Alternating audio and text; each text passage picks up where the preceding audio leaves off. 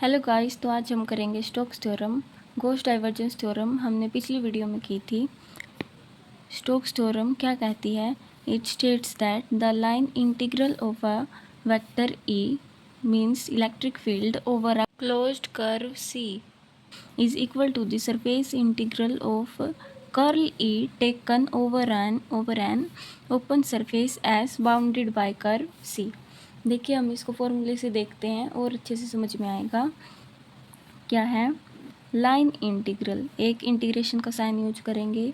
Line integral of electric field vector D L, ये जो integration का साइन है और डी एल और क्लोज्ड सरफेस का साइन है, ये किसको दिखाता है? सारा लाइन इंटीग्रल को शो करता है।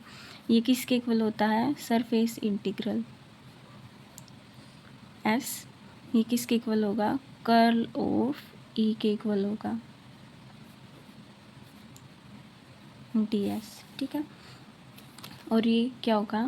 इनक्लोज्ड बाय कर्व सी के इक्वल होगा। ठीक है, देखिए यहाँ पे हम देखते हैं जो ये हमारा क्रॉस का साइन और ई, ये चीज़ हमारी कर्ल को शो करती है, और ये जो डॉट प्रोडक्ट में दिखाते हैं हम, ये डाइवर्जेंस को दिखाती है।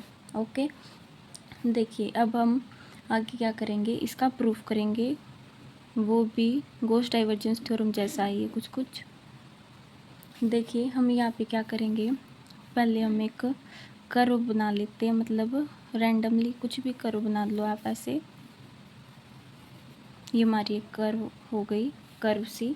लेकिन हमें क्या करना है, इसे क्लोज्ड कर्व लेनी है। ठीक है, और इस किस में लेनी है? इलेक्ट्रिक फील्ड में लेनी है। ठीक है, तो ये जो इलेक्ट्रिक फील्ड होगा ये इस साइड से जाएगा, ऐसे लेंगे इस इलेक्ट्रिक फील्ड को, सॉरी ऐसे। ठीक है, और इसको क्या करेंगे, सरफेस में डिवाइड कर लेंगे ऐसे।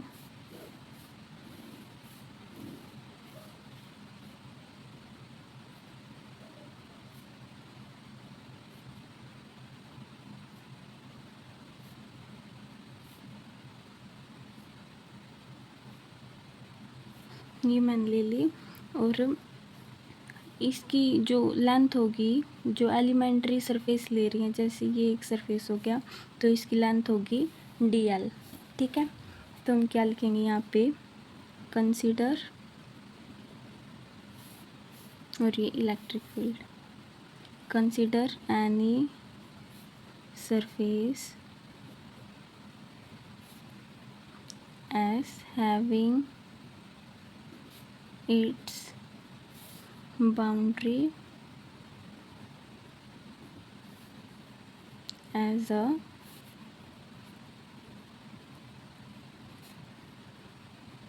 closed surface। सॉरी, हम सरफेस नहीं कर्व ले रहे हैं, तो कर्व। ठीक है, it is placed, consider any surface as having its boundary as a closed curve. ये हमने क्लोज्ड कर्व में ले ली। It is placed in an electric field E, हमने इलेक्ट्रिक फील्ड भी ले लिया यहाँ पे। Then the line integral of vector field E along the closed curve C, ये किस में लेंगे? क्लोज्ड कर्व सी के अलोंग लेंगे। तो हमारा जो क्लोज्ड कर्व ई डॉट डी एल है, तो इसको हम क्या करेंगे, जो हमारी यहाँ पे डी एल होती है वो क्या होती है? लेंथ होती है, स्मॉल एलिमेंट की लेंथ होती है, इसलिए इसको डी एल से दिखाते हैं। आगे देखिए इसमें क्या है, आगे हमने क्या किया था? Divide this area into a large number of small areas such as del S one, del S two up to del S N, bounded by closed curves C1 C2 C3 up to CN respectively. Okay, देखिए जो हमने figure बनाई थी यहाँ पे, same उस जैसी हमें थ्योरी लिखनी है। इसको देख के अगर आपको ये समझ में आ गई फिगर, तो आपको ये आसानी से याद हो जाएगा। तो देखिए आगे हमने क्या किया है, जो C1 C2 up to CN हमने ले लिए, तो यहाँ पे जो हमारा फॉर्मूला बनेगा वो क्या था? क्या होगा? C1 से लेके CN तक ले जाएंगे इसको, और फिर क्या करेंगे? गॉस डाइवर्जेंस के जैसे इसका सबमिशन कर देंगे। देखिए यहाँ पे line integral of closed curve C किसके इक्वल है? कर्ल ऑफ E यानी electric field del S1। Means कि सरफेस में चेंज हुआ है। देखिए जब हमारे ये पूरा कर्व थी तो यहाँ पे सरफेस बहुत ज़्यादा था, लेकिन हमने इसको क्या किया, डिवाइड कर दिया, तो सरफेस में जो सरफेस एरिया है उसमें चेंज हुआ। पहले बड़ा था, फिर छोटे छोटे पार्ट्स में डिवाइड हो गया। ओके, तो अब क्या आगे, अप टू सी एन तक ई डॉट डी एल, ये किसके इक्वल होगा, curl of E del S N. ठीक है, तो अब क्या करते हैं हम, इनको ऐड करते, सबमिशन करेंगे। C one E dot D L plus में E dot D L C two up to plus में C N E dot D L किसके इक्वल है, curl of E del S one plus में curl of E del S two, मैं आगे लिखती हूँ, up to plus में curl E electric field del S N. ठीक है, आगे क्या करेंगे फिर, आगे और इसका समेशन हो जाएगा। आई कैसे लेते हैं, आई वन से एन तक लेते हैं, और ये line integral of electric field, ये भी आई लेंथ भी, I is equals to 1 up to N curl of E del S I. ठीक है, ये भी वेक्टर में होगी। ठीक है, और ये जो सरफेस है ये भी हम सारा वेक्टर में ले रहे हैं। ठीक है, यहाँ पे भी ओके। तो आगे हमें क्या करना है, ये हमारी किस में मिली है, लाइन इंटीग्रल में है, लेकिन फॉर्मूला क्या था हमारा जो हम स्टार्टिंग से लिया था हमने, जो हमारा लाइन इंटीग्रल था वो सरफेस इंटीग्रल के इक्वल था। तो हम इसको कैसे प्रूव करेंगे, हैंस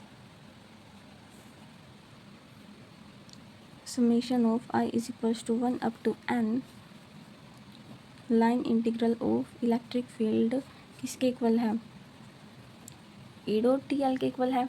तो क्या करेंगे हम, इस वैल्यू को उसमें पुट कर देंगे, इसके इक्वल पुट कर देंगे, तो क्या हो जाएगा, line integral of E dot D L close कर C is equals to summation I is equals to N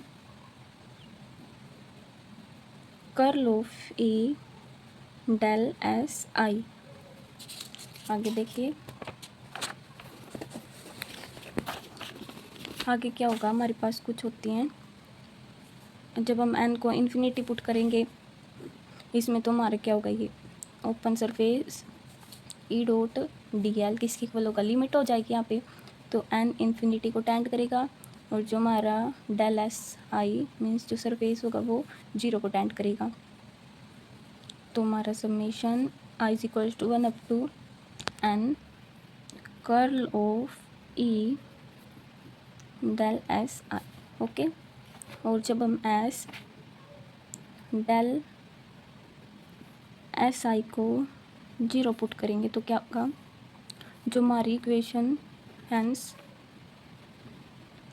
reduces equation is, तो हमारी क्या होगी, यहाँ पे क्या रिजल्ट निकल के आएगा, ई डॉट डी एल किसके इक्वल होगा, line integral surface integral of curl E के बराबर होगा। ठीक है, तो दिस इज स्टोक्स थ्योरम।